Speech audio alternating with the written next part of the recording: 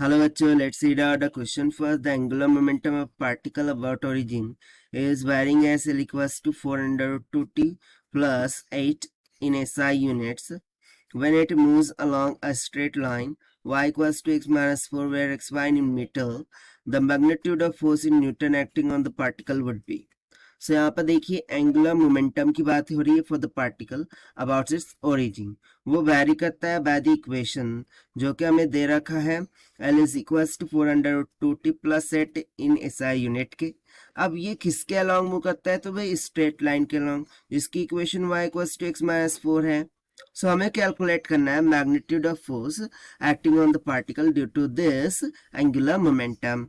ठीक है, so start करते हैं सोल्यूशन से. But before of it, let's talk about the key concept which we are going to use here for this question. So if you remember, so torque is equals to क्या होता है dl by dt, that is the rate of change of angular momentum with respect to time. So बस इसी simple से concept का हमें यहाँ पर यूज करना है.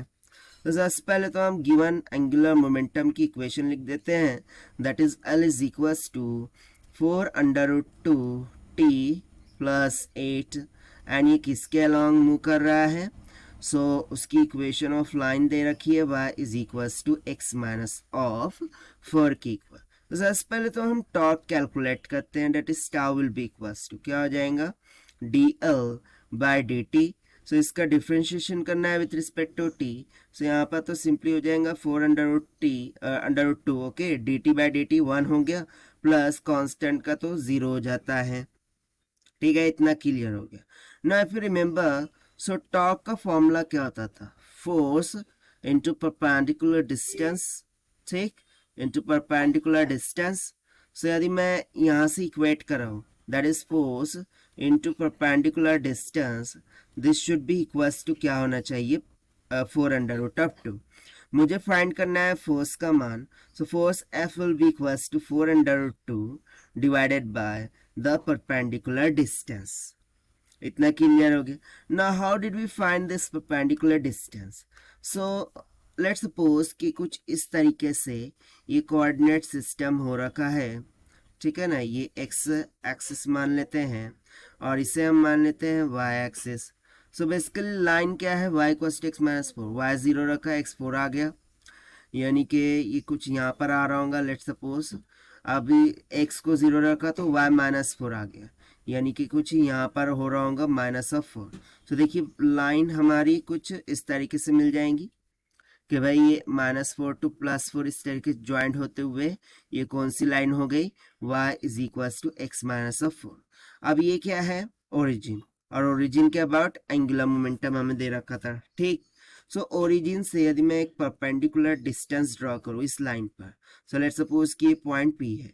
सो ये जो OP है ये हमारे लिए क्या हो जाएगा द परपेंडिकुलर डिस्टेंस. ठीक, सो ये परपेंडिकुलर डिस्टेंस कैसे कैलकुलेट करेंगे.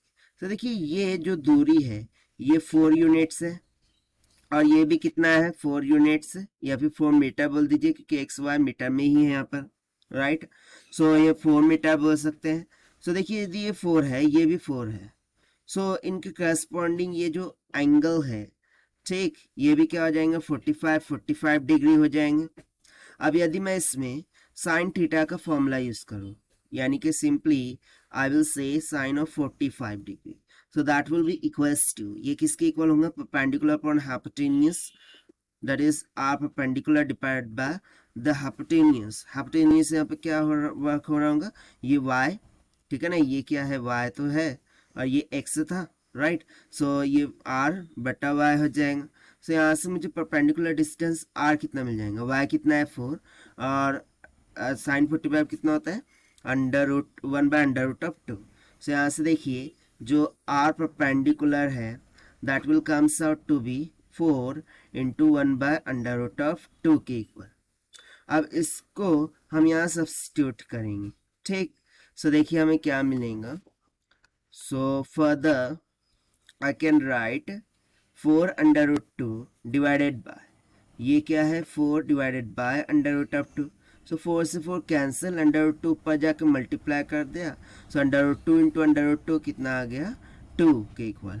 और फोर्स की यूनिट क्या होती है, न्यूटन।